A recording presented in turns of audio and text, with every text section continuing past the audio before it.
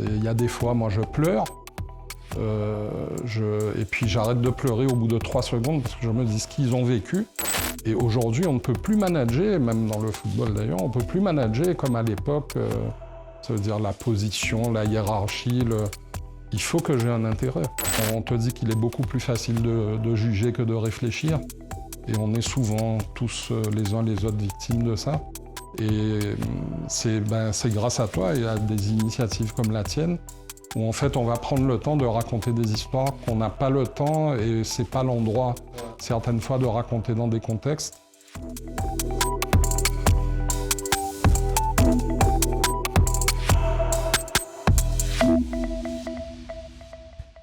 Salut à tous, bienvenue dans les belles rencontres de Cédric Centime. L'homme que nous allons rencontrer aujourd'hui connaît la Guadeloupe par le moteur, mais aussi par son expérience. Il est ancien directeur commercial de la marque Olion, que vous connaissez très bien, et il a choisi de quitter le salariat, une preuve de courage, guidé par son expertise. Il s'appelle Racine Risque et nous allons passer un moment agréable avec lui. Mais d'abord, je souhaite vous demander, encore une fois, de vous abonner, nous accompagner dans ces belles rencontres pour qu'on puisse faire émerger, bien entendu, les belles choses qu'il y a dans ces deux archipels. Il y a des parcours inspirants. Et nous, c'est ce travail que nous faisons. Nous vous partageons des profils que vous connaissez ou que vous ne connaissez pas, mais des gens qui concourent à favoriser justement la beauté de notre archipel. Bonsoir, Racine Risque. Bonsoir, monsieur Centime. Cédric, je suis très content de t'avoir dans ces belles rencontres de Cédric Centime et merci d'avoir accepté l'invitation. Le plaisir est déjà partagé avant même que ça commence. C'est déjà bien. Alors Racine, il y a un rituel dans ces belles rencontres, Équilibrium, vous connaissez, l'oracle créé par Cédric Centime, et avec des magnifiques illustrations signées Morgan Sanchez. Alors, Racine, le rituel, il me fait sourire, parce qu'à chaque fois, on part dans l'inconnu. Donc, tu as ce jeu, tu bats les cartes comme tu veux, tu choisis une carte sans la regarder, et tu la poses juste à côté de toi. J'ai vu que certains invités avaient des techniques de battre les cartes. Oui, mais tu as choisi une. De joueur de poker. Oui, ça c'est bon, voilà, on ne le dira pas plus que ça. Donc, tu choisis. Tu choisis, tu regardes pas la carte, tu la poses, et à la fin, on va voir ce que cette carte nous dit pour l'instant. Magnifique d'ailleurs. Merci beaucoup. Donc si vous trouvez comme Racine que le jeu est magnifique, vous nous envoyez un petit message. D'ailleurs, si vous avez aussi une belle histoire à raconter ou vous en connaissez une, contact@lesbellesrencontresdecc.fr. Racine, donc, je l'ai dit, un homme qui a connu le commerce, un homme qui a connu le salariat et j'ai envie de dire qu'il a eu le courage de quitter, entre guillemets, une situation confortable, bien connue, directeur commercial d'une grande boîte, auto, bien connue, la marque Olion. J'ai envie de dire, sans qu'on rentre dans les détails, qu'est-ce qui fait qu'un homme comme toi, posé, réfléchi, tu sautes le pas en fait? Qu'est-ce qui t'a donné envie de quitter le salariat et d'aller à ton propre compte? Ça vient d'où en fait? C'est ça, un peu de folie peut-être. Ouais. Non, mais je pense que c'était une décision réfléchie. Posé, qui a mis le temps qui a pris le temps de mûrir. Ouais. C'était pas une décision à la va-vite. Il faut savoir que dans l'automobile, on est parmi... Enfin, quand je dis on est, où on était, où j'étais. Mais en tout cas, c'est un secteur parmi les seuls où on a les statistiques du marché tous les matins. Tous les jours que Dieu fait. C'est-à-dire? Tu as les statistiques du marché. T'as dit si ça marche ou pas, c'est ça? Pourquoi? Parce qu'en fait, à chaque fois que tu immatricules une voiture, tu fais une carte grise. Okay. Et donc, il y a c'est l'Agence nationale des titres qui s'occupe de ça. Et en fait, tu donnes une carte d'identité au véhicule.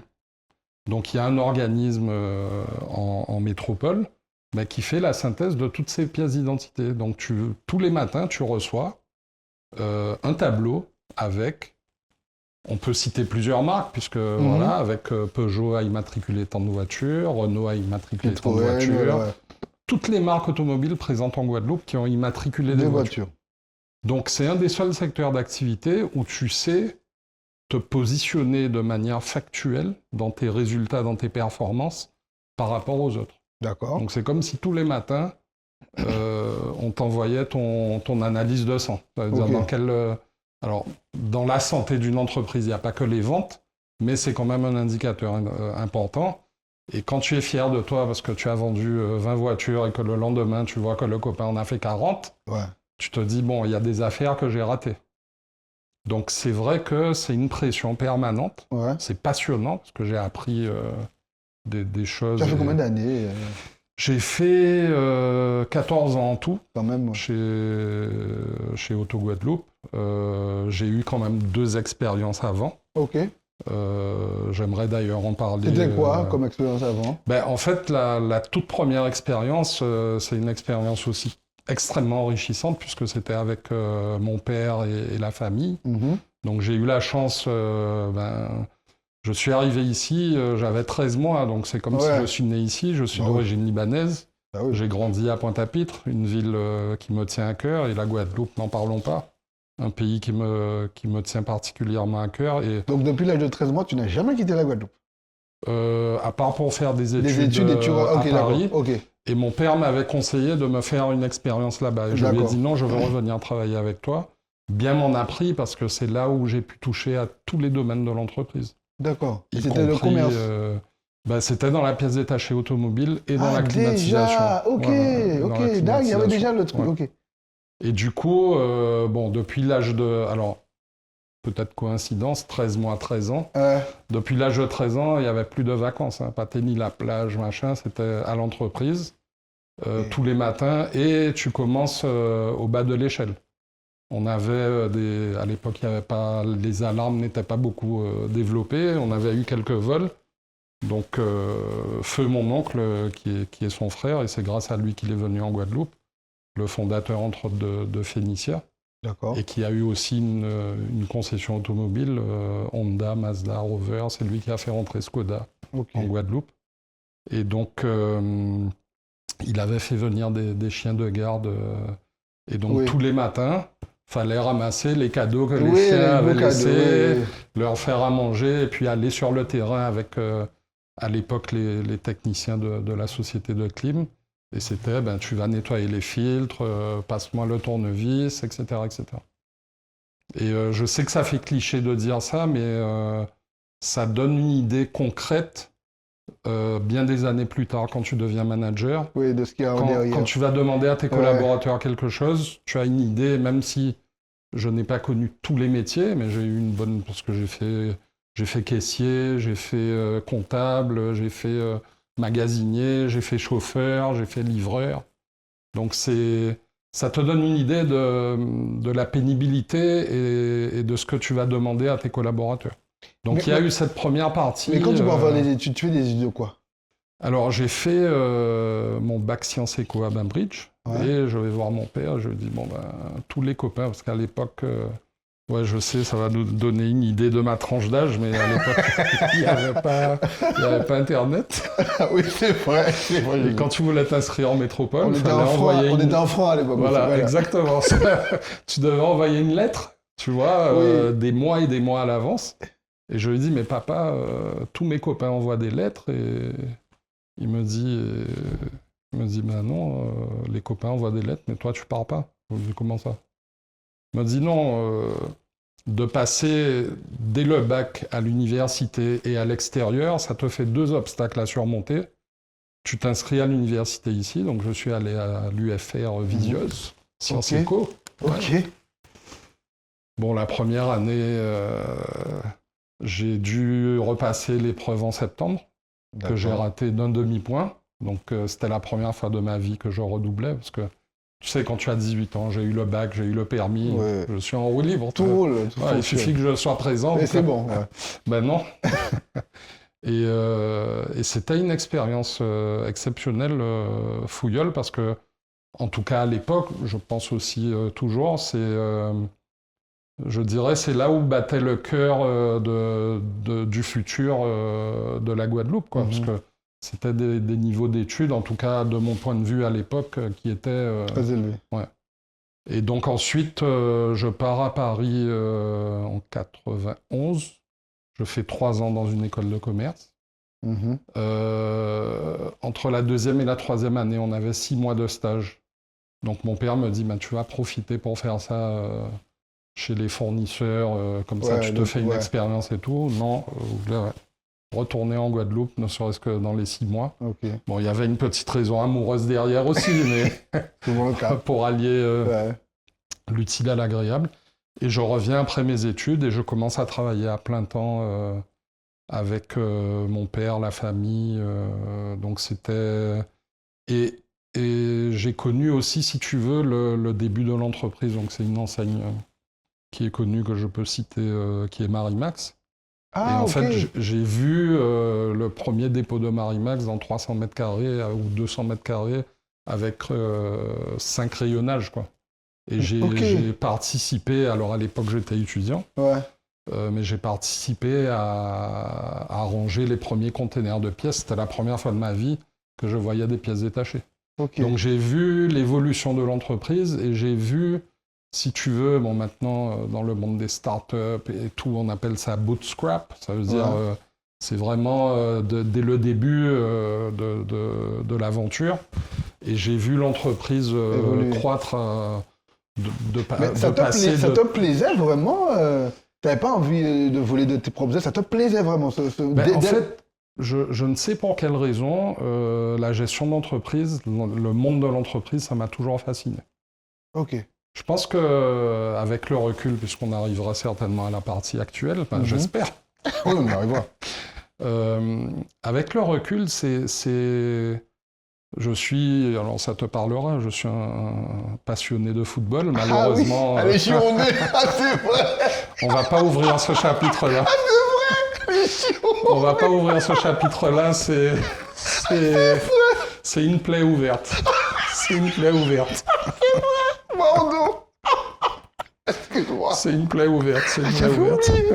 Ah ouais, non, oui, d'accord, ok. Et tu vois, ça me donne chaud, je sais même pas si... On va baisser un peu la clim, Ouais. Et en fait, jusqu'à maintenant, je me rappelle, j'étais dans un taxi, enfin je passe du coq à l'âne, mais j'étais dans un taxi il y a, donc pas la saison dernière, celle d'avant, dans un taxi à Paris, et on parlait du PSG. Et je lui ai dit, si c'est pas cette année, l'année prochaine, Paris va gagner la Ligue des Champions. Il me dit, ah bon, mais qu'est-ce qui vous fait dire ça? Je lui ai dit, Luis Enrique, c'est un manager. Il me dit, mais qu'est-ce qui vous fait dire ça? Je lui ai dit, à l'époque de la remontada, je ne suis pas supporter parisien, tu l'as dit, je suis supporter bordelais. En fait, il avait déjà mis dans la tête de ses joueurs que c'était possible, tu vois. Et du coup, pour faire le parallèle avec le monde de l'entreprise, on parlait de management dans d'autres circonstances, on va dire. C'est comment est-ce que tu arrives à fédérer autour de toi, alors pas autour de ta personne, mais autour de l'objectif. Et pour moi, le rôle du manager dans une entreprise, c'est rapprocher au maximum l'intérêt du collaborateur de l'intérêt de l'entreprise. Aujourd'hui, alors j'ai connu, bien évidemment, je ne citerai pas de nom, mais il y a bien longtemps, quelqu'un qui m'a dit, il y a plus de 20 ans, il m'a dit, oh, tu sais, tu donnes une tape sur l'épaule et tu donnes 10 € et le collaborateur est content. Et moi, j'étais outré. J'étais outré parce que comment est-ce que je peux, et d'ailleurs tu l'as dit au début de l'interview et dans toutes les rencontres que tu as fait jusqu'à maintenant, comment est-ce que je peux inspirer quelqu'un, excuse-moi, je vais être vulgaire, en me foutant de sa gueule. Ça veut dire, tu peux le faire 1 fois, 2 fois, 3 fois, mais au bout d'un moment, tu sens bien que j'ai pas d'intérêt dans l'histoire. Et aujourd'hui, on ne peut plus manager, même dans le football d'ailleurs, on ne peut plus manager comme à l'époque, ça veut dire la position, la hiérarchie, il faut que j'ai un intérêt. Et c'est pour ça qu'on dit que la génération, alors je ne sais plus à laquelle on est, Z je crois. Ils changent de boulot parce que pour eux, il faut qu'ils se sentent bien. Il faut qu'ils aient un intérêt, c'est de plus en plus compliqué à leur donner. Mais déjà à l'époque, moi je croyais beaucoup au management participatif. Mais le management participatif, c'est pas parce qu'on donne son avis qu'on met pas de règles. Il faut qu'il y ait des règles aussi, tu vois. Donc pour répondre à ta question, je sais que des fois on me le reproche, je dérive, mais le fil conducteur est là. J'ai toujours été fasciné par la gestion d'entreprise parce que c'était ça. Et j'ai eu la chance d'avoir un professeur atypique où je l'ai vu de mes yeux faire des choses humaines complètement à l'encontre de toutes les règles de gestion d'entreprise, mais dont les collaborateurs parlent aujourd'hui jusqu'à maintenant de lui, alors que ça fait 25 ans qu'il n'exerce plus, et je parle de mon père. D'accord. Tu vois, des choses à contresens de la logique économique, parce que lui, à la base, c'était pas un chef d'entreprise. Et ça marcherait, sa méthode aujourd'hui? Avec des adaptations. Ok. Avec des adaptations. Mais je pense que oui. Et tu t'en es vraiment inspiré? Ben, parce que là aussi, c'est l'éducation qui joue, que ce soit de mon père ou de ma mère. Mais depuis gamin, on me disait, mais mets-toi à la place de l'autre. Et tu sais, quand tu es gamin, tu te dis, mets-toi à la place de l'autre, ça veut dire, Cédric, assieds-toi. Et à force d'entendre ces principes de vie, tu te dis, mais j'essaie de me mettre à la place de mon collaborateur. Peut-être qu'il y a certains qui viendront ici ou ailleurs dire que j'ai échoué dans cette mission. Mais bon, globalement, les avis sont assez convergents, et c'est un coach formateur qui m'avait dit, si tu as l'adhésion de 80% de ton équipe, c'est déjà très bien. Et j'ai trouvé que c'était un bon ratio, parce que tu as 20%, je ne dirais pas que c'est incompressible, mais tu as des gens qu'on ne peut pas satisfaire, quoi que tu fasses. Quoi que tu fasses. Je les appelle les JC, les jamais contents. Ouais. Parce que c'est une nature, tu vois. Et du coup, c'est important, parce que je crois qu'il y a un proverbe qui dit « Seul tu vas plus vite, ensemble tu vas plus loin ». Mais c'est aussi comment j'arrive à fédérer autour d'un objectif, parce que souvent je me suis retrouvé entre les actionnaires, la direction, le rôle de manager et mon équipe. Et donc tu as des impératifs, et tu dois, entre guillemets, vendre ça à ton équipe. Et pourquoi je mets des guillemets? Parce que tu peux vendre quelque chose, mais la personne n'achète pas. Alors, c'est très intéressant par ton expérience là-dessus. Est-ce que tu peux vendre quelque chose dont tu n'es pas convaincu? Parce qu'il y a ce que j'entends, hein, j'entends le schisme, j'ai envie de dire. En haut, il y a les actionnaires, il y a toi au milieu, et il y a en bas. Tu dois faire la courroie de transmission. Est-ce que le bon manager, c'est celui qui, même s'il n'est pas d'accord, il vend un truc? Il faut qu'il y ait quand même... Je pense que ça se sentait quand j'étais pas convaincu. Ok. Tu vois, ça se sentait, parce que je me battais, entre guillemets, avec la direction pour un certain nombre de choses, et qui a un principe très simple. Alors peut-être que je vais me faire bloquer de partout par certains, mais tu vois, je parlais de l'intérêt du collaborateur. En fait, mes directions successives m'ont suivi, on va dire, dans ma dernière expérience salariée, où je disais, mais en fait, moi je veux motiver mon équipe à aller chercher plus. Mmh. Mais quand tu vas chercher plus, c'est pour que tu puisses gagner plus. Ah oui. Donc si moi je te motive à te dépasser, comme on va reparler de football, à la fin du match, président, parce qu'on est allé chercher une belle victoire ou une performance supplémentaire, et que j'ai pas... Et peut-être que dans mes propos, les gens vont penser que je parle uniquement d'argent. La récompense de la performance, c'est pas que financière, c'est la plus grosse partie. Mais tu apprécies d'être reconnu, tu apprécies d'être mis en valeur, parce que tu as fait l'effort pour avoir le petit plus par rapport à tes collègues ou par rapport à la concurrence. Alors, c'est vraiment intéressant, parce qu'on a un regard qui est une expertise de plusieurs années. Et donc tu nous dis qu'il y a mieux que la valorisation financière. Est-ce qu'aujourd'hui... Alors, je dirais pas qu'il y a mieux, mais il faut la compléter. Donc c'est pas simplement... C'est-à-dire que tu penses qu'aujourd'hui, même on parle de vie chère, de tout ça, c'est pas une carotte suffisante? C'est la plus grosse partie de la carotte. D'accord, mais elle n'est pas complète. Ok. J'avais un débat il y a bien des années, dans un contexte, on va dire, un peu plus personnel, où j'expliquais à la personne la différence entre le fond et la forme. Et si je te dis, Cédric, va chercher des parts d'audience, développe un concept, etc., et je te donne, je sais pas moi, 1 000 € de plus, et que je viens, tu es devant tous tes collègues, je te dis bravo Cédric, c'est génial, tiens, voilà tes 1000 balles, ou je te les ai mis sur ta fiche de paye et je t'ai rien dit, tu seras bien content, parce que 1000 euros, c'est de nos jours, même 100 euros, ok, tu seras bien content, mais c'est pas la même chose si je viens, alors ça dépend du contexte, pas forcément devant tes collègues, mais ça peut être aussi une source de motivation, et d'expliquer, de partager ce que tu as fait pour avoir ça. Parce que il faut que je puisse expliquer ce que tu as fait de plus, que les règles étaient connues à l'avance, et c'est toi qui as décroché ça pour telle raison. Pour que toi, tu aies envie de recommencer, et pour que tu partages ton expérience. Alors, c'est un peu comme les recettes de cuisine où on te dit ingrédient secret. Tu ne donneras pas ton ingrédient secret. Mais globalement, je trouve que c'est positif et c'est vertueux de mettre en valeur la performance et de mettre en valeur les efforts que tu as fait pour. Quoi. On peut parler de... Alors, je fais souvent des analogies avec le sport, mais on peut parler de... Moi, j'étais fasciné par cet homme qui était Kobe Bryant ou Kylian Mbappé aujourd'hui, malgré les critiques qu'on peut trouver. Mais en fait, ce sont des personnes inspirantes parce qu'ils vont te dire... Par exemple, Kobe Bryant, il te disait, moi j'ai raté un shoot, j'effaçais. Je restais pas sur l'échec, tu vois.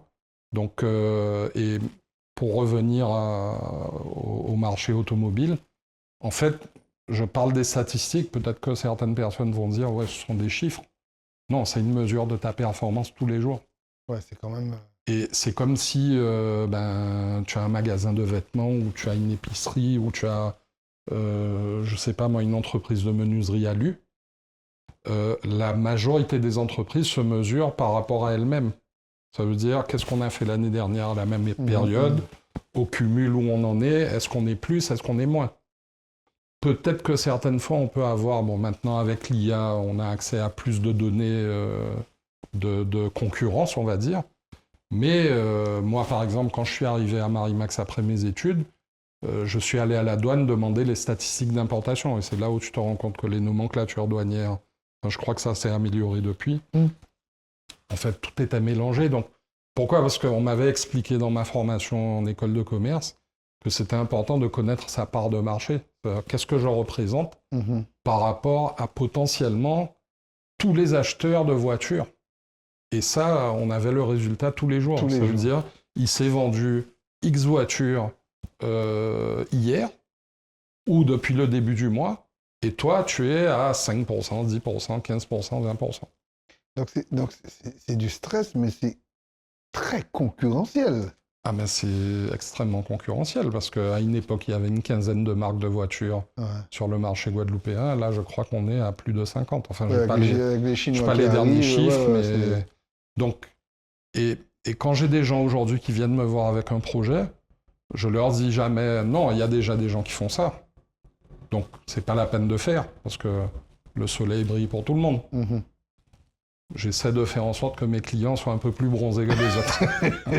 Et je leur dis, mais qu'est-ce qui va faire qu'on va plus venir chez toi que chez les autres? Et je vois beaucoup de créateurs qui ont de bonnes idées. Et je leur dis, mais la motivation, c'est important. Donc on parlait des sportifs, on parlait de management, etc. On parlait de comment motiver ton équipe pour l'emmener avec toi vers l'atteinte d'objectifs. Mais je leur dis, la motivation ne suffit pas. La discipline aussi. Ouais. Et la discipline, si tu devais faire dans une échelle, c'est cumulé depuis 13 ans, ou c'est plus début Marimax, deuxième expérience dont tu vas nous parler, ou c'est plus la marque au Lion? C'est plus par rapport à... Mais c'est-à-dire que, est-ce que la discipline, tu l'as depuis ton départ? Depuis 13 ans, c'est un cursus global où dès avec papa, c'était discipline. Voilà. Ou est-ce que ça a été plus marqué avec les trucs des statistiques tous les jours ou alors la deuxième expérience professionnelle que tu as eue? Alors, la deuxième expérience professionnelle, en fait, j'étais toujours à Marimax, mais la société avait été vendue avec mon assentiment, puisqu'on m'a demandé mon avis à l'époque.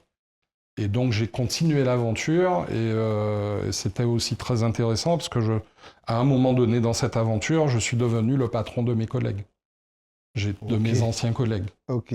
Donc c'était comment je fais Comment on gère ça? ouais, pour devenir Le patron et pas le copain, en fait, ouais. Et tu vois, la discipline, ça vient de la chance que j'ai eue et peut-être la malchance qu'ils ont eue, mais ils ne s'en sont jamais plaints de voir la résilience exceptionnelle de mes parents.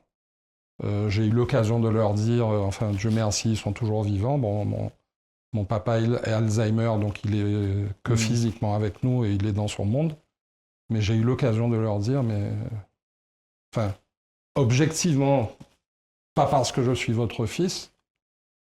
Il y a des fois, moi, je pleure. Et puis j'arrête de pleurer au bout de 3 secondes parce que je me dis ce qu'ils ont vécu. Enfin, des drames, quoi. Des drames dont j'ai été témoin de deux et demi, on va dire. Le premier dont j'ai connaissance, c'est la perte d'un enfant qui était âgé de 9 mois.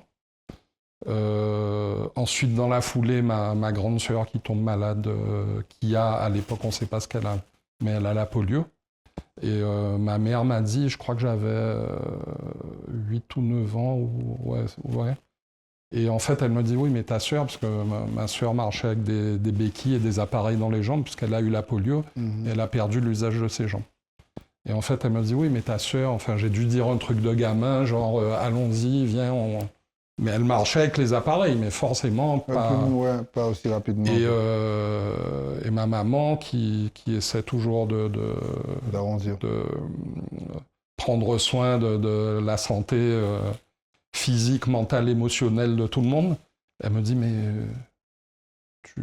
ta sœur ne peut pas faire ce que tu dis. Et moi, je lui dis innocemment, je m'en suis pas rendu compte. Et a posteriori, elle m'a dit c'est le plus grand compliment que j'ai pu lui faire parce qu'elle l'a élevé au-delà de son handicap. Et je sais que c'est une histoire parmi tant d'autres parce qu'il y a beaucoup de drames dans le monde, mais qui ont donné une force et une résilience. Donc la perte d'un enfant, une enfant handicapée à élever dans un monde où on ne savait pas faire à l'époque. Et puis ensuite, à la rue Frébeau, le lendemain de mon anniversaire, j'étais en train d'essayer mes jouets, j'avais été vraiment gâté. Et puis je vois, et je revois la scène et je vois la porte de la chambre de mes parents et qui avait une porte communicante avec la mienne. Et mon frère dormait... désolé, on fait non, c'est très... Vas-y, parce que ça sort tout seul, continue. Voilà.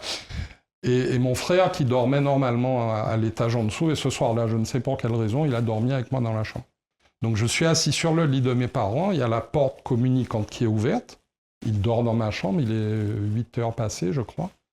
Et puis la porte de la chambre de mes parents qui donne sur le couloir, et si tu veux, je vois de la fumée sortir. C'était à la rue Frébeau, au 3e étage.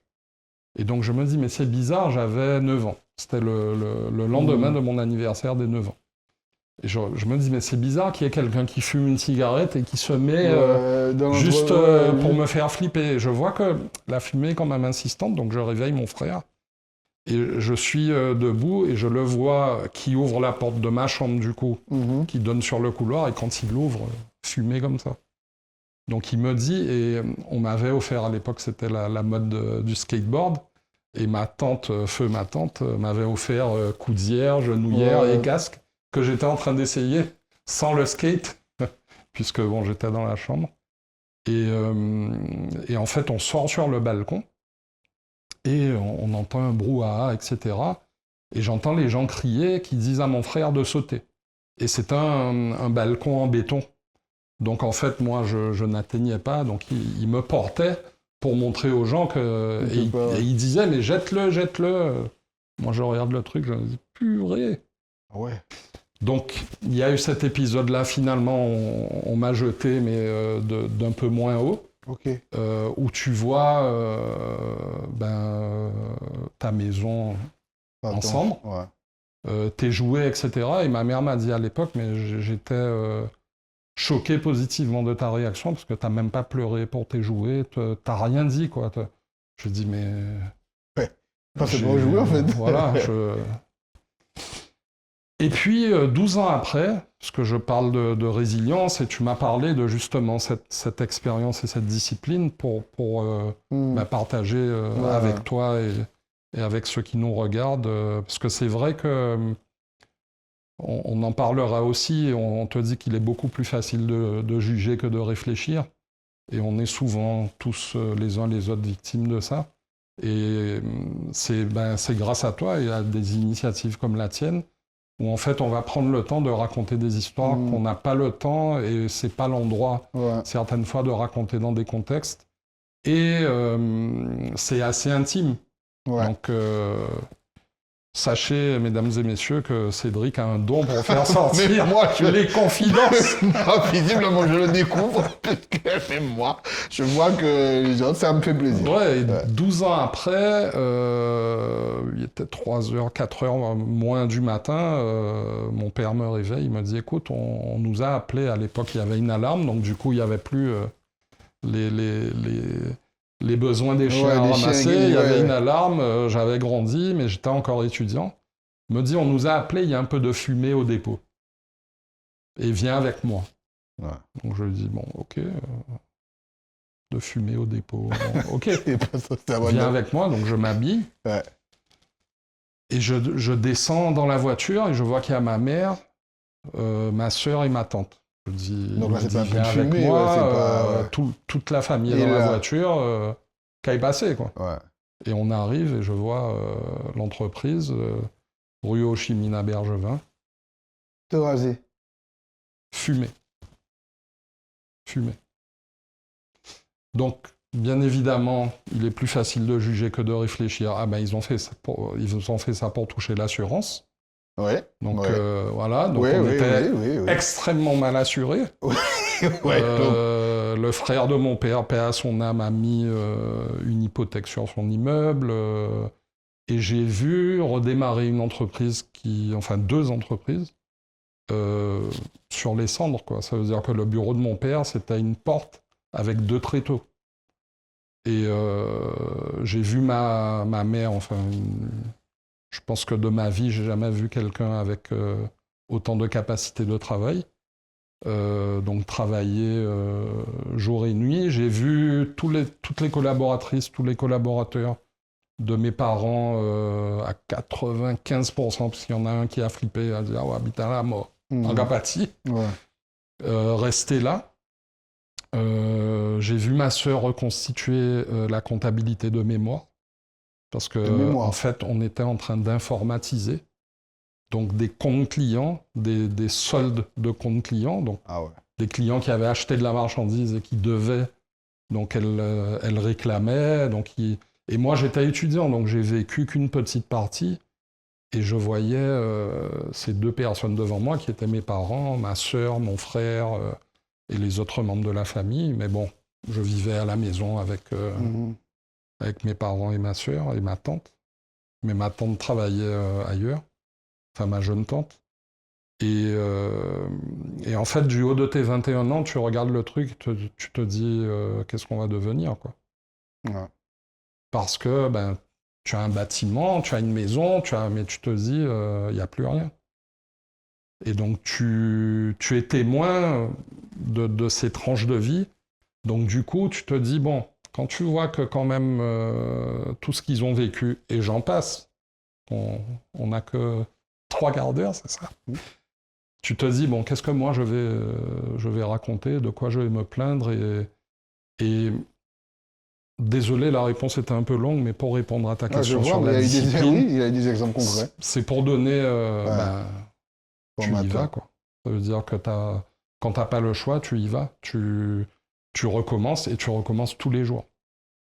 Et certaines fois, je disais à certains de mes commerciaux, quand la porte est fermée, on passe par la fenêtre. Quand la fenêtre est fermée, on passe par le toit. Et si on n'arrive pas à passer par le toit, on creuse Il y a un un passage, quoi. tunnel et Ouais, on sort par le sol, tu vois, parce il que y a forcément un passage. il y a toujours quelque chose à faire. Il y a toujours quelque chose à faire et dans ce que je fais aujourd'hui, dans le nom de la société, il y a optimisation. On peut toujours optimiser, on peut toujours améliorer les choses et sans encore aborder le dernier chapitre, enfin l'avant-dernier chapitre de celui-là, mais c'est pour ça, et donc du coup je reviens à ta première question, qu'est-ce qui a fait que tu as quitté? C'est qu'en fait, alors il y a certains qui me disent tu as fait le tour. C'est pas que j'ai fait le tour, parce qu'en 14 ans, donc j'ai fait 3 ans au service pièces détachées de Peugeot et 11 ans à la direction commerciale et 3 ans après le début de la direction commerciale, on m'a rajouté le marketing. Donc c'était une expérience exceptionnelle. Mais au bout d'un moment, tu as envie de partager différemment, sans, je dirais, des relations hiérarchiques. Tu vois, ça veut dire qu'aujourd'hui, j'ai des personnes qui viennent me voir, qui deviennent des clients, pour certains qui deviennent des amis.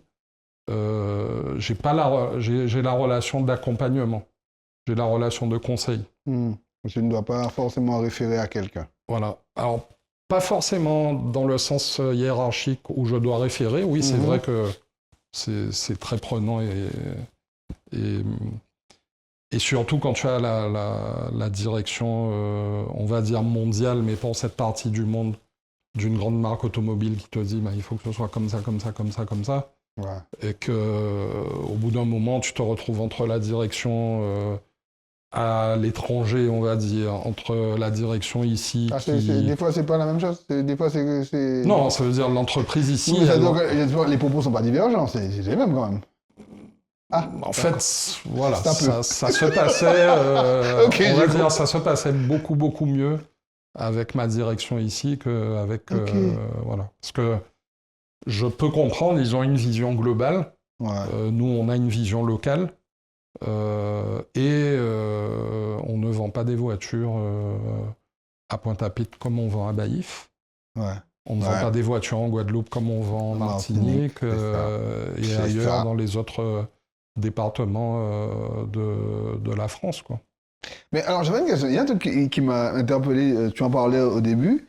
Tu disais, dans le fait que vous avez les chiffres tous les jours et que vous comparez peut-être par rapport à l'année dernière, vous avez fait tel nombre. Est-ce que c'est globalement possible de garder ne serait-ce que le même niveau que l'année d'avant? Alors certains vont dire qu'il exagère, mais on peut garder le même niveau, on peut même faire mieux. Mais attends, ça veut dire que les gens... Ok, les gens ça tourne, il y a beaucoup d'achats quelque part. Enfin, ça me surprend parce que je me dis, mais quand même, il y a conjoncture économique, j'entends vie chère, j'entends beaucoup de choses. On va dire, à mon humble niveau. Voilà, on va dire, et par honnêteté intellectuelle et par honnêteté tout court, on va dire que mes derniers repères remontent à il y a presque 4 ans maintenant. Ouais. Depuis, ça a évolué, ça n'a pas évolué positivement. Donc forcément, je vais parler de mon expérience à ton époque, de 2011 à 2022. Ouais. Tu vois, mais ça pouvait rester. Oui, ça progressait parce qu'en fait, on me disait, mais quand même, vous êtes la marque au Lyon, vous n'avez pas besoin de faire de la pub tous les mois. C'est pas, enfin, vous n'avez pas besoin de ça. Vous êtes leader depuis X années. Donc tout le monde connaît, vous n'avez pas besoin de ça. Et en fait, je leur répondais, au début j'étais un peu convaincu de ça, mais assez rapidement, et c'est valable pour tous les marchés, pas seulement automobiles, ça peut être alimentaire. Pourquoi est-ce que des grandes enseignes ici alimentaires communiquent tous les mois? C'est pas seulement le système de la promo, mais moi je partais du principe, quelle que soit l'activité, tu as tous les mois des acheteurs potentiels de ton produit. OK? Moi, je dois m'adresser à ces acheteurs potentiels. Chaque fois, OK. Tous les mois. Pourquoi? Parce qu'il y en a certains qui seront fidèles à ta marque ou à ton enseigne ou à ta qualité de service ou à ton produit. Okay. d'accord? Mais il y a certains qui ne savent pas. Et aujourd'hui, avec le digital, on est submergé d'informations. Donc, c'est anxiogène de se dire que tu es un parmi d'autres. Mais tu es obligé de faire connaître ton produit. Ouais. Et même si les gens le connaissent, tu es obligé d'en parler Tout régulièrement. le temps, ouais. Tu vois? Et donc, ces acheteurs potentiels, bah, il faut que tu leur parles tous les mois, parce que ce n'est pas les mêmes. Ok, Tu d'accord. vois? Donc chaque mois, effectivement, c'est un éternel recommencement. Ouais, donc on faisait de la communication régulièrement. J'avais un patron à l'époque qui me disait on communique pas en décembre, on va pas se mettre à côté des jambons de Noël et des jouets. Et donc j'ai gardé ça pendant on va dire les deux ans pendant lesquels j'ai travaillé avec lui. Puis après, comme j'ai changé de patron, j'ai dit On y va. je profite. Ouais. Et décembre a fini par être le meilleur mois de l'année Ok. dans la concession, quoi. Alors, Ouais. certains diront, et c'est vrai grâce aux loueurs de voitures, parce que c'est à cette période-là qu'ils renouvellent leur flotte, mais à l'époque, les particuliers n'achetaient pas. Ok. En proportion par rapport aux autres mois de l'année, le mois de décembre était très faible. Et en fait, comme on m'a donné la possibilité de communiquer, j'ai dit, bon, alors j'arrêtais la communication vers le 16-18 décembre, mais Il fallait y aller tous les mois. ça a permis de faire évoluer les choses. Ok. Et dans ta nouvelle aventure, du coup, donc j'imagine avec tout ce que tu as vécu comme expérience, tu as eu des bons modèles hein, de résilience.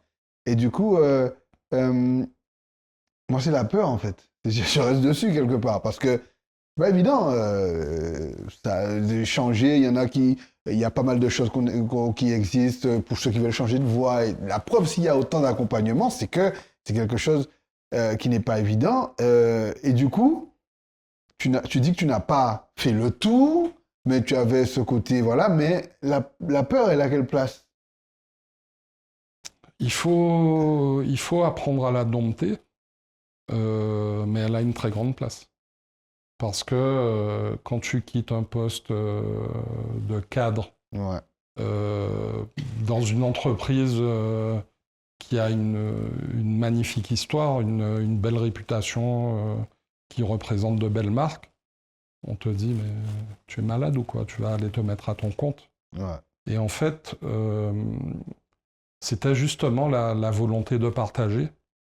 Et il y a quelque chose qui me tient à cœur, alors je le dis souvent à mes clients ou même à ceux qui viennent me voir, c'est pas la première chose que je dis, mais ça me tient à cœur parce que en tant que Guadeloupéen d'origine libanaise, j'ai connu, comment on peut dire ça gentiment, la double condescendance.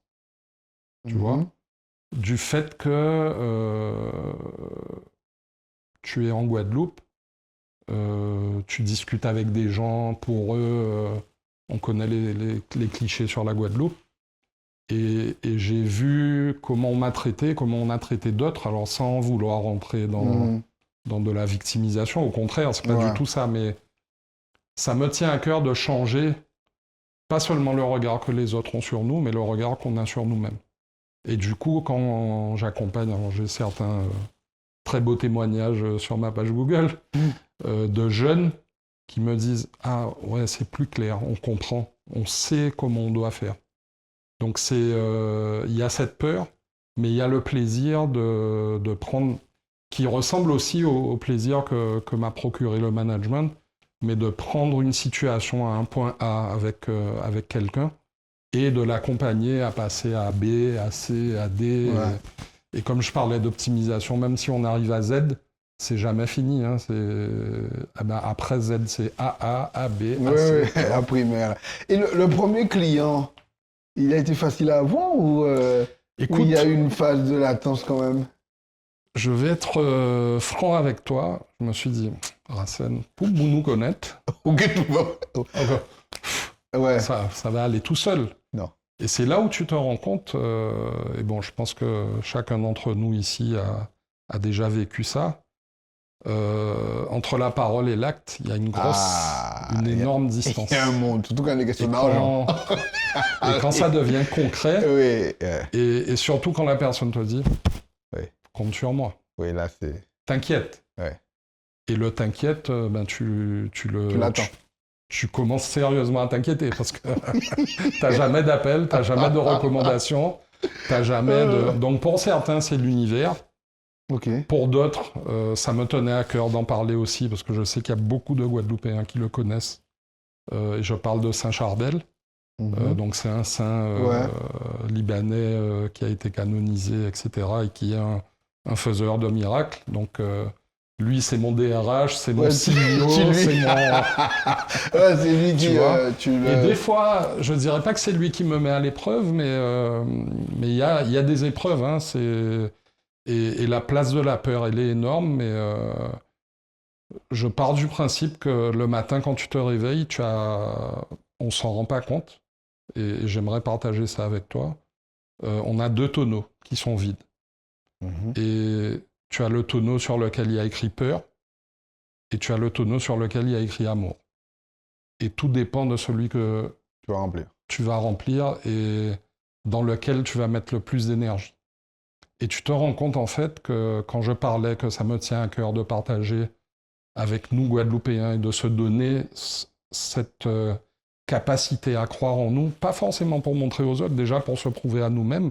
Et je ne suis pas le mieux placé, on va dire, parce que je vois beaucoup de jeunes qui aujourd'hui, ils veulent être leur propre patron, ils veulent créer quelque chose, ils veulent apporter une vision moderne de l'entreprise, des projets, de la collaboration, et c'est très positif.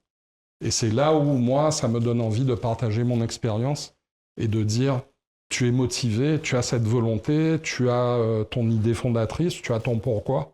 On dit, il faut que tu saches pourquoi tu fais ça. Mais, ou plutôt, il faut compléter ça avec des bases solides de la discipline, des critères de gestion, de l'analyse. Pour certains, l'IA va remplacer tout ça, mais je pense que peut-être que dans quelques années, des gens comme nous, on sera dans des musées et les gens viendront nous écouter parler pour savoir en temps longtemps, en 2026, comment c'était. Mais voilà, c'est cette phase de transmission et de partage et du plaisir que tu prends à pas... Et je le répète souvent à mes clients, il faut que ça te soit utile. Donc ça revient, ça reboucle avec ce que je disais au niveau du management, l'intérêt du collaborateur. Et est-ce que tu vas les chercher où ils viennent maintenant? Alors, la plupart, on va dire, sont venus à moi. Et la grande majorité, je ne les connaissais pas du tout. D'accord. Donc ça c'est les fameux t'inquiètes. Le travail, voilà, les t'inquiètes, je les ai laissés s'inquiéter. Il y en a quelques-uns quand même qui ont été tu m'as fidèles. Dit juste avant le tournage, c'est Cador, c'est ça? Oui. Cador, pourquoi Cador? J'ai beaucoup hésité parce que tu sais, quand tu dis un Cador, il faut assurer derrière. Oui.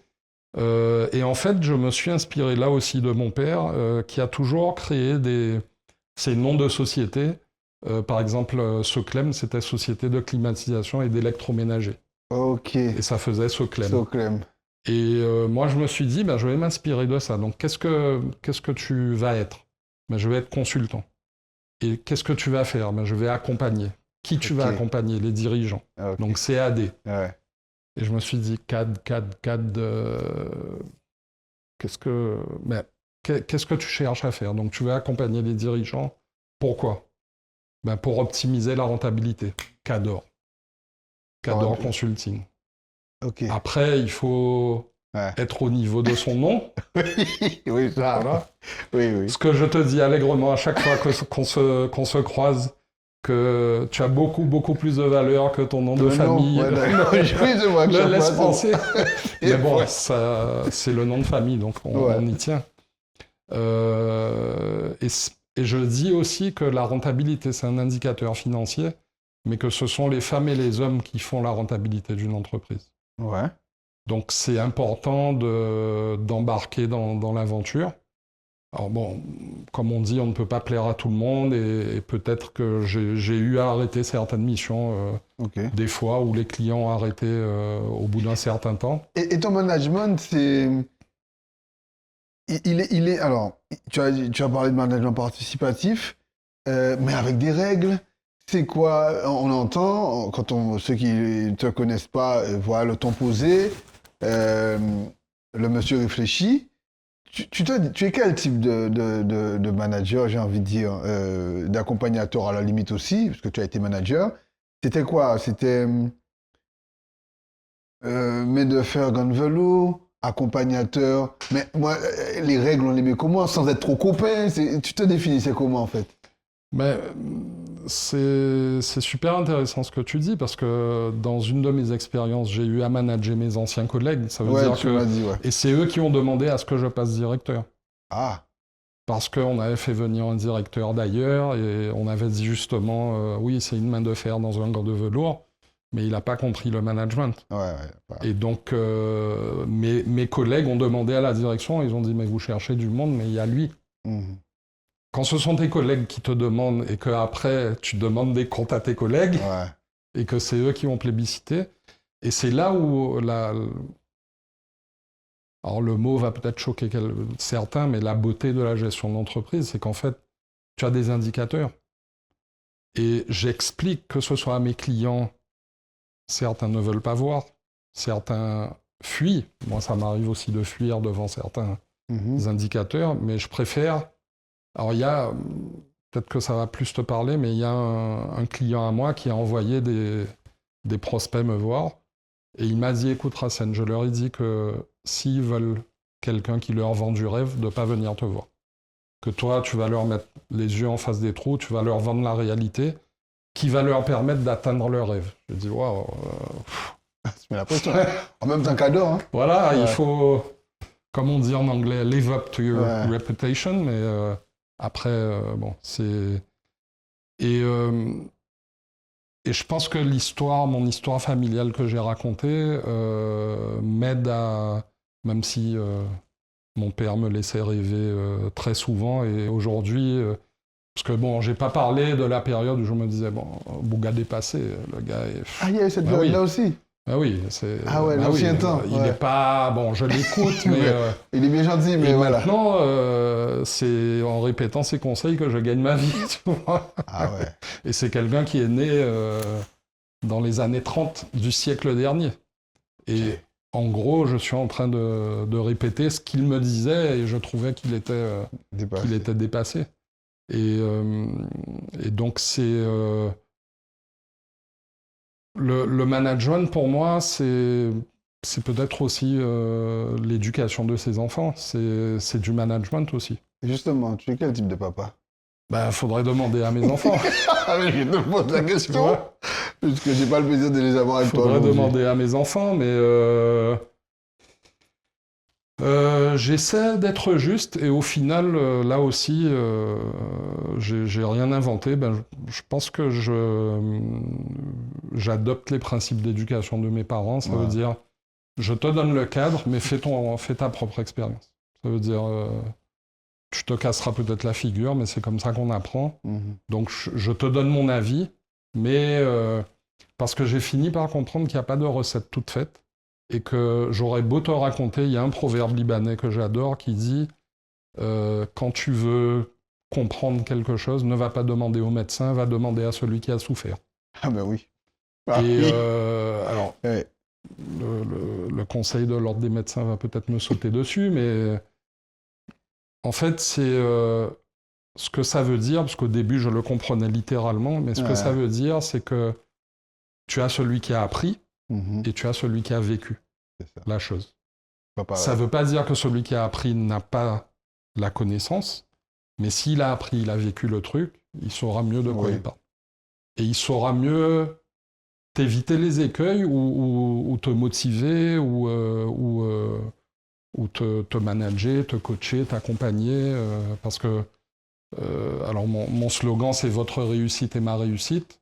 Alors, j'ai un ami qui me dit « Ouais, tu ramènes tout le temps tout à toi ». Je dis « C'est quand même ta boîte. Je suis la personne que je connais le mieux. » Donc, mais c'est pas que je m'approprie la réussite, c'est que si tu réussis, j'ai réussi. Ah oui, c'est logique. Et ça revient à ce dont on parlait au tout début, c'est en aidant les autres à grandir que je grandis moi-même, parce que c'est ma capacité à m'imprégner de la problématique, du contexte dans lequel mon client ou ma cliente se trouve, et c'est ma capacité à comprendre aussi sa psychologie et savoir sur quel bouton appuyer, parce que je ne suis pas tous les jours avec eux, contrairement à quand j'étais en poste. Quand j'étais en poste, j'étais tous les jours avec mes collaboratrices, mes collaborateurs, ma direction, les fournisseurs, etc. Là, je les vois assez régulièrement, mais je ne suis pas avec eux au quotidien dans leur entreprise. Si c'était à refaire, dans les 12 vies de Racine, risque, qu'est-ce que tu changes? Tu gardes quoi? Tu changes quoi? Franchement, je pense que c'est une question qui est, sans vouloir t'offenser, Il n'y a pas de souci. assez classique, Oui. mais qui est super profonde et impactante. Ça veut dire que normalement, je devrais te dire laisse-moi une semaine et réinvite-moi, tu vois. Et j'ai fini par comprendre, et j'espère que ça pourra aider certains qui en ont besoin parmi ceux qui nous écoutent et vont nous regarder. Tu peux pas changer. Tu peux pas changer et tu peux pas refaire différemment. Parce que l'homme que je suis aujourd'hui et que j'essaie d'être pour mes enfants, mes amis, mes belles rencontres, mes clients, mes clientes, en fait, il est ce qu'il est aujourd'hui parce qu'il a vécu chacun des épisodes et de cette manière-là, tu vois. Mais si tu rencontres, tu avais la possibilité, j'aime bien dans les films, d'ailleurs j'ai écrit un livre de fantasy, j'aime bien rêver, tu avais la possibilité... Que j'ai lu avec attention. Oui, j'ai vu, merci d'ailleurs. Si tu avais la possibilité de revenir en arrière et de parler au jeune Racine, tu as la possibilité de remonter, on te dit, tu as, allez, un quart d'heure avec le jeune Racine, tu lui dis quoi? Je lui dis, mec, accroche-toi. Vas-y, on bite. Si j'ai goûté. Ouais, on n'a pas beaucoup de temps. Tu vois les tonneaux dont je te parlais là? Ouais. Ne perds pas ton temps à remplir ton tonneau de peur. Tu as passé trop de temps dans ta vie à... Alors, ça m'a aidé aussi à prévoir tout ce qui pouvait arriver de pire. Ça m'a aidé, je pense... Alors, peut-être que je dis ça pour me rassurer, mais en même temps, je pense que c'est vrai, ça m'a aidé dans mon job. Parce que... J'ai anticipé, mais oui. Ouais, tu vois, donc du coup, en anticipant tout ce qui peut foirer, tu finis par assurer, comme me dit ma mère depuis que je suis tout gamin, avec son accent que j'adore toujours autant, assure le chemin du retour. Ça veut dire... Tu vois? Ouais. Et du coup, je pense que comme je devais, depuis petit, assurer le chemin du retour, ça veut dire que je devais imaginer le chemin. Comment tu revenais. Tu vois?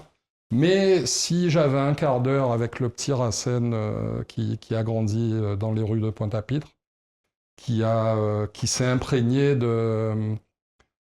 Je dirais que j'ai 3 cultures, parce que c'est vrai qu'on oublie, et des fois, pour certains, c'est pas bien d'en parler, mais ne serait-ce que par la langue qu'on utilise. Alors je n'abandonnerai aucune des langues que je connais et que je parle, comme le français, le créole, l'anglais, l'espagnol...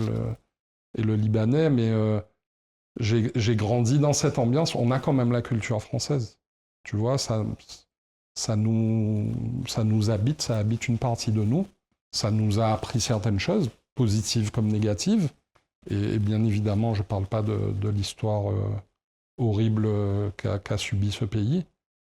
Mais je dirais au petit Racine qui a grandi à Pointe-à-Pitre, qui avait les yeux écarquillés, qui était rempli de couleurs, et de musique, parce qu'on habitait pas loin des disques d'Epps. Donc, oui, j'ai baigné j'ai baigné dans Expérience 7, j'ai baigné dans Les Aiglons, j'ai baigné dans Skatcha, j'ai baigné dans Francky, j'ai baigné un peu plus tard dans Kassav, etc.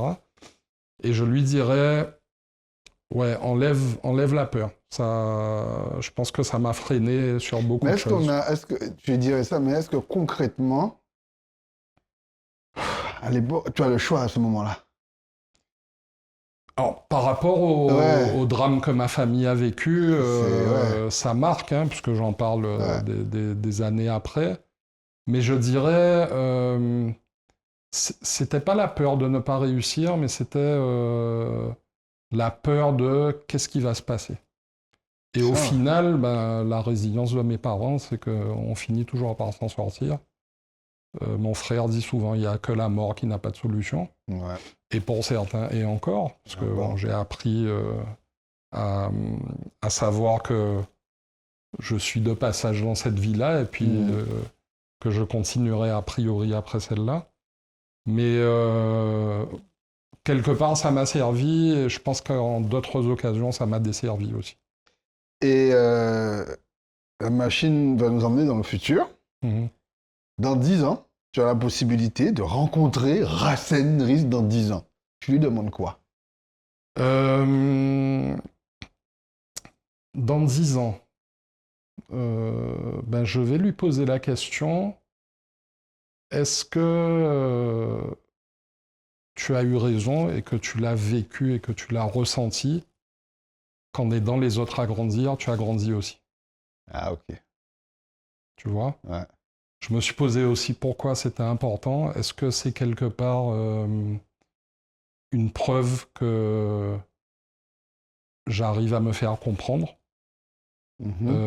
J'arrive à faire adhérer à un projet, et Dieu seul sait, quand on parle comme ça, j'ai aucune ambition politique.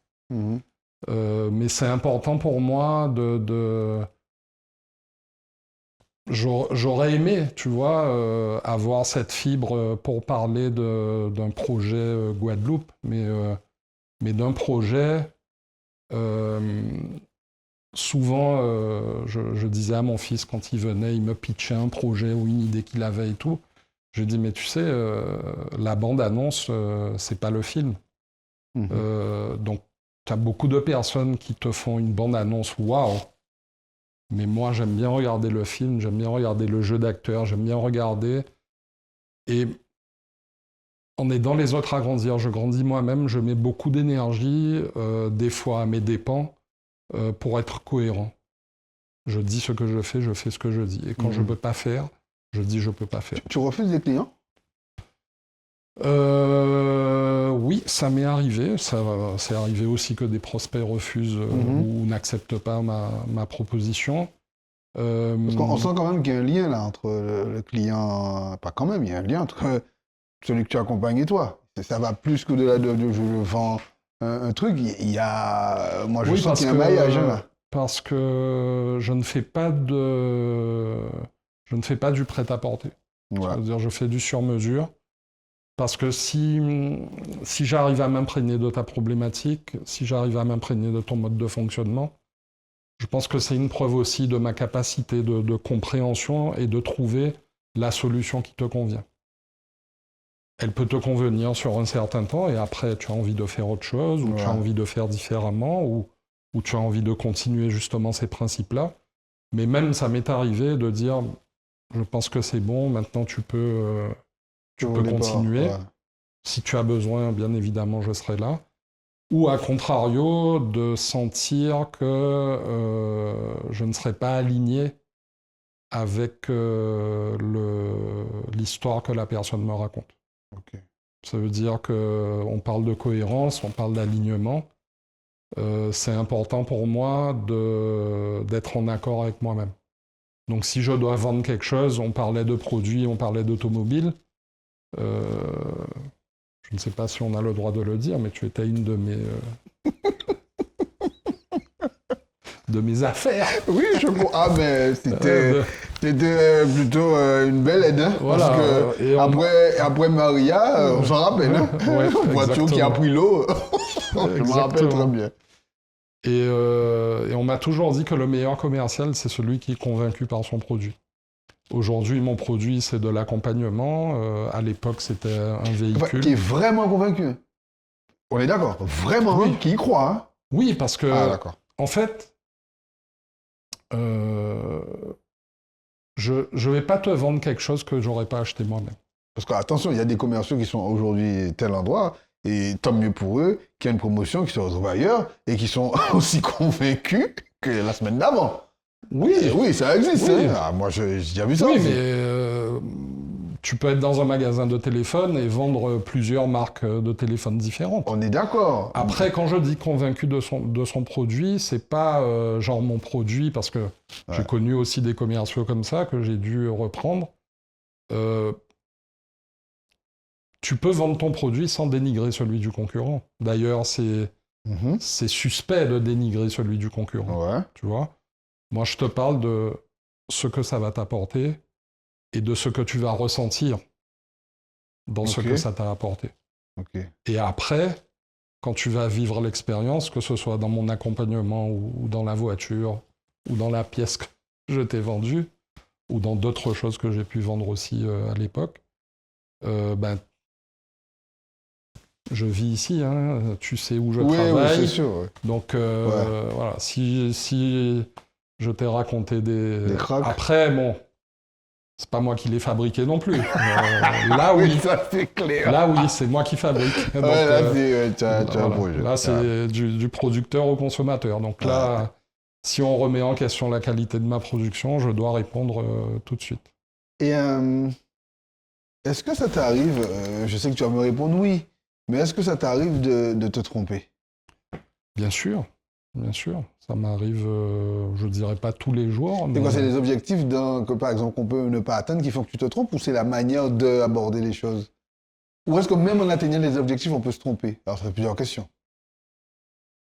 Celle-là, c'est une question balèze. Hein. Bon, je n'en attendais pas moins de toi. Merci, monsieur. Est-ce qu'on peut se tromper en atteignant ses objectifs? Je dirais que oui. Par rapport à l'alignement dont tu parlais. Je dirais que oui. Parce que j'ai toujours eu cette volonté, peut-être par prévention du pire, de se dire ça a fonctionné, pourquoi ça a fonctionné. Et tu peux atteindre des performances, mais il faut que tu arrives à identifier, est-ce que c'est structurel, est-ce que c'est conjoncturel, ça veut dire est-ce que c'est arrivé parce que c'est le moment. Y a dans un certain client que j'accompagne, on suit la météo, parce que le produit qu'il vend il est relié à la météo. Donc, il y a des fois, c'est conjoncturel, il a fait beau, il n'a pas fait beau. Il y a des fois, c'est structurel, ça veut dire que la promotion qu'on a mis en place, ou la stratégie produit qu'on a mis en place, ou l'organisation, parce que j'optimise pas que les chiffres et que les produits, j'optimise l'organisation. Et ça me tient à cœur. Mais comment tu fais je sais pas si je peux dire le check-up, parce que c'est toi qui es ton propre patron. Tu te regardes en face dans le bilan? Ah ben oui. Tout seul? Ben oui, c'est ce que j'ai fait toute ma vie.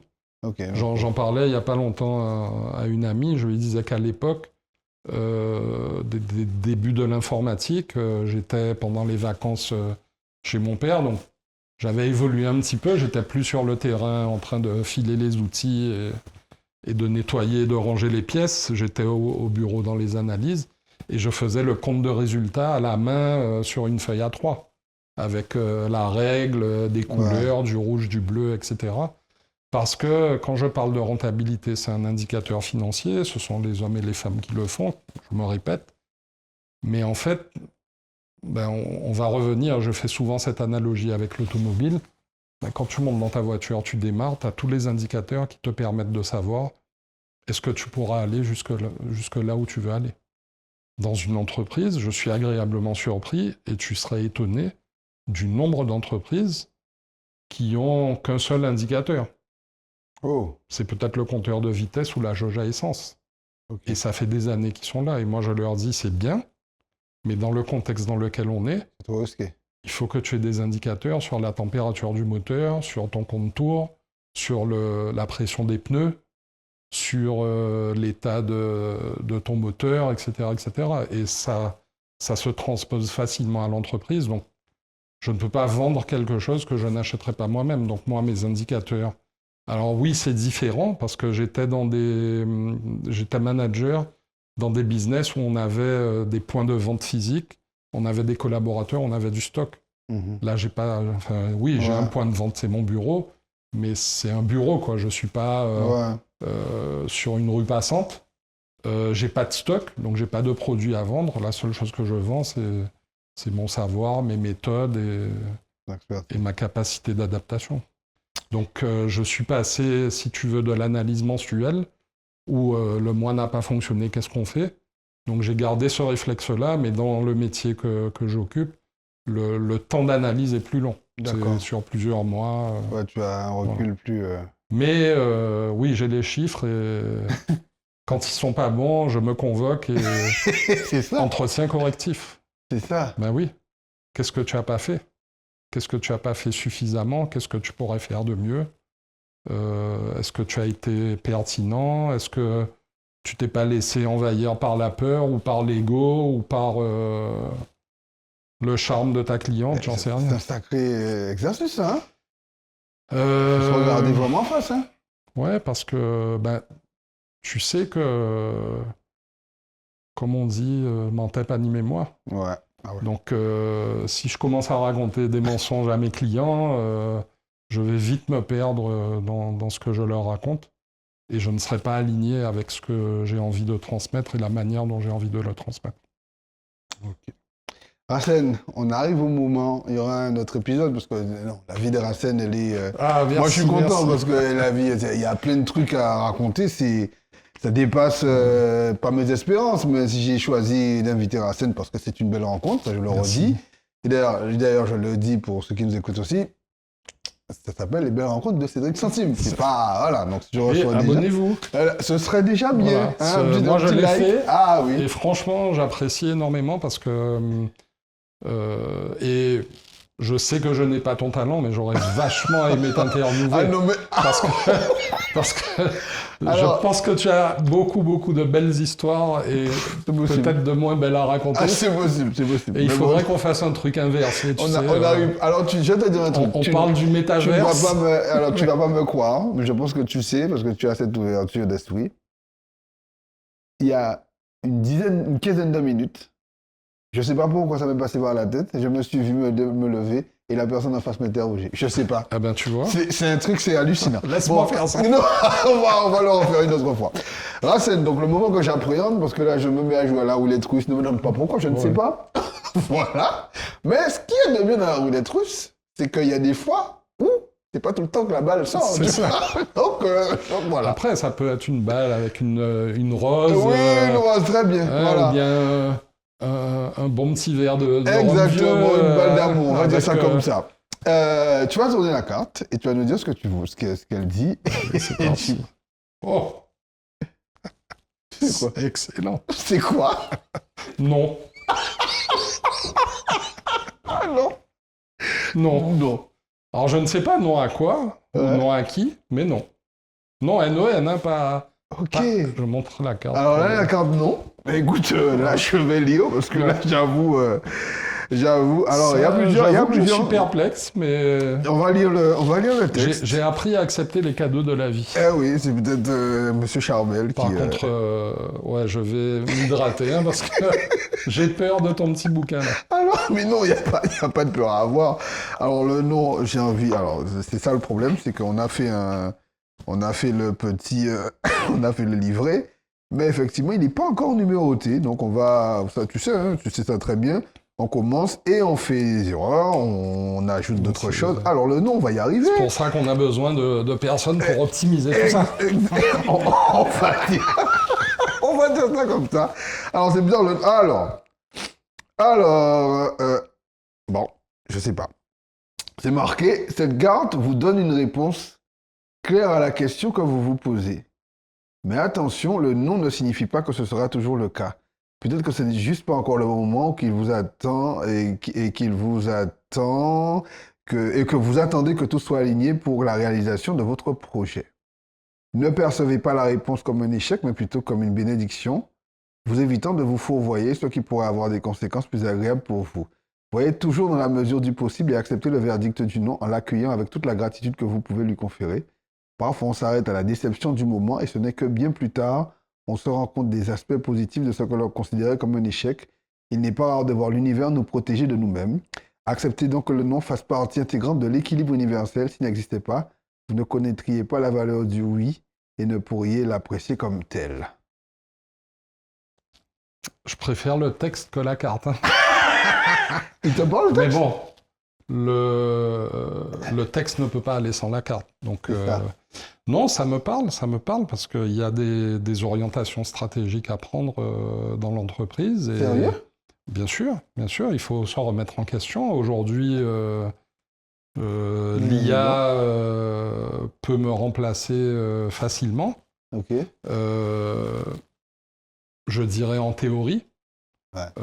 Aujourd'hui, alors je lisais ça récemment, il faut savoir qu'il y a un quart, alors on n'a pas encore fait de sondage en Guadeloupe pour savoir qui utilise l'IA au quotidien ou régulièrement, mais en France hexagonale, c'est 22%.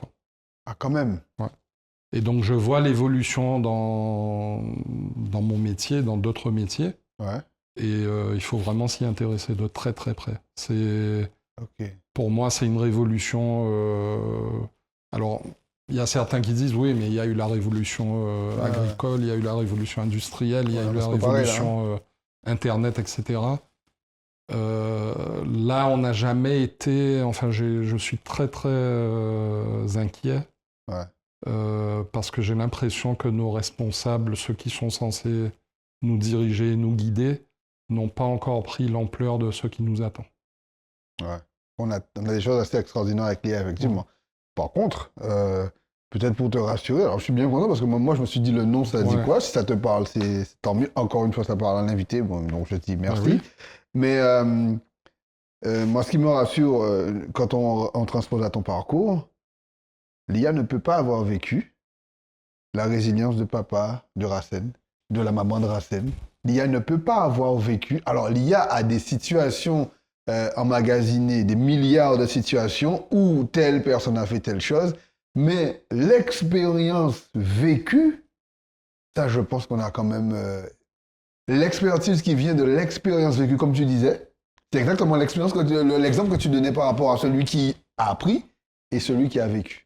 Et ça, je pense que par rapport à ne serait-ce que Racine, il faudrait que l'IA ait un Racine qui lui explique par A plus B que j'ai eu tant de tension à tel moment, à telle année, à telle chose, pour que, voilà. En tout cas, Racine, merci à toi. Merci d'avoir accepté mon invitation, vraiment.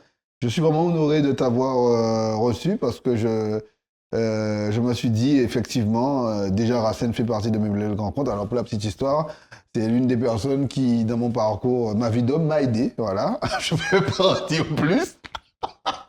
Voilà, m'a aidé à un moment, même moi je ne pensais pas que j'avais besoin d'aide, donc voilà, donc merci pour ça, et voilà, et du coup, par ton parcours, parce que je savais effectivement que tu avais un long parcours, mais j'avoue, j'avais pas on n'avait pas les Marie-Max, tu n'avais pas le non. C'est ça, c'est vraiment, j'ai passé un très agréable moment, donc je te remercie vraiment. Ben, merci à toi et merci pour cette initiative parce que je pense qu'il faut mettre de l'énergie positive et bienveillante pour mettre en lumière les expériences et les parcours de tous ceux qui font la Guadeloupe.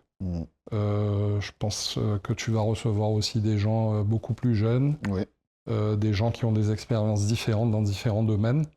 Et c'est important qu'on prenne conscience de qui nous sommes. Pour savoir où on va.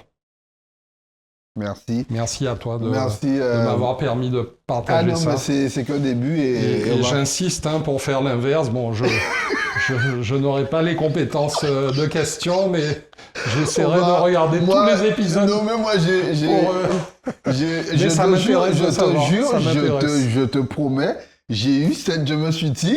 Comme quoi, c'est hallucinant. Je me suis dit à un moment donné, mais ça serait bien que tu changes et que la personne t'interroge un jour. Je te jure et tu me sors ça. Bon, bref, c'est ça les belles rencontres. Rendez-vous est pris. Exactement. Alors, comme disait Racine, si vous avez une histoire, vous connaissez une histoire inspirante, vous nous écrivez, contact@lesbellesrencontres.cc.fr et là, vous nous contactez. On a mis un petit process en place parce qu'effectivement, vous le voyez, ce sont à chaque fois de belles rencontres. On veut rester vraiment... dans ce canevas que l'on s'est fixé, mettre en avant les belles histoires de l'archipel, vous voyez, moi j'ai plein de choses que je ne connaissais pas, et on prend un plaisir fou, parce que non, on n'a pas que des défauts, non, il n'y a pas que des choses mauvaises, non, il n'y a pas que la Guadeloupe est un département accidentogène. Il y a de grands hommes, de grandes femmes. Il y a de magnifiques parcours. Et donc, aidez-nous à les faire rayonner encore plus. Un petit abonnement, un petit like. Et puis, merci de votre accompagnement. Allez, à la semaine prochaine.